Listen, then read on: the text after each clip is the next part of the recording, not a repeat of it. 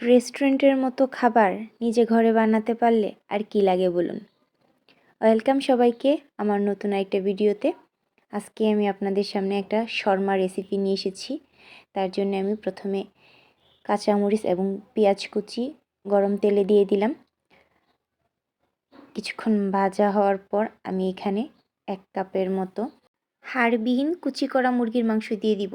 কিছুক্ষণ নাড়াচাড়া করার পর আমি এখানে পরিমাণ মতো লবণ এবং হলুদ গুঁড়ো দিয়ে বেশ অনেকক্ষণ ভেজে নিব।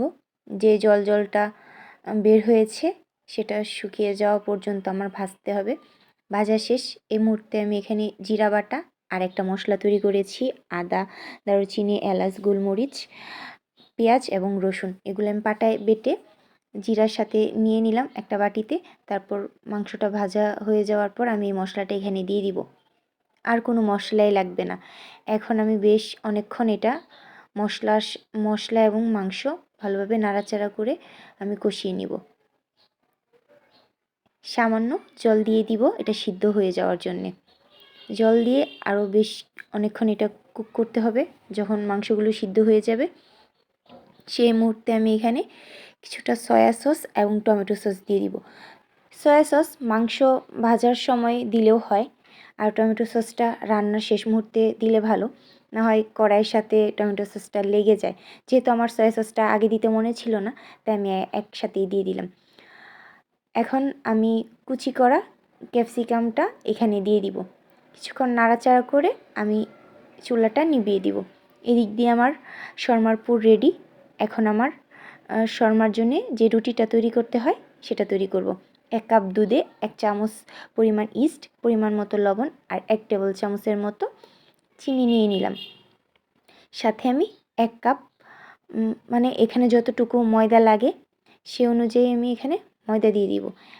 1 কাপের একটু বেশি লেগেছে। তো আমি এখন ডোটা ভালোভাবে মাখিয়ে নিব।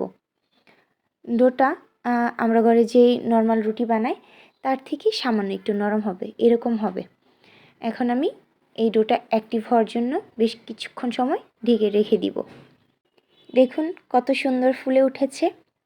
এখন এটাকে আমি আবার মাখিয়ে নিব। ভালোভাবে মাখিয়ে নিয়ে ছোট ছোট বল বল আকার করে নিব। তারপর রুটি বেলে এটা আমি তাওয়ায় ছেঁকে নিব। এইটা মূলত একটা নান রুটি বলা যায়।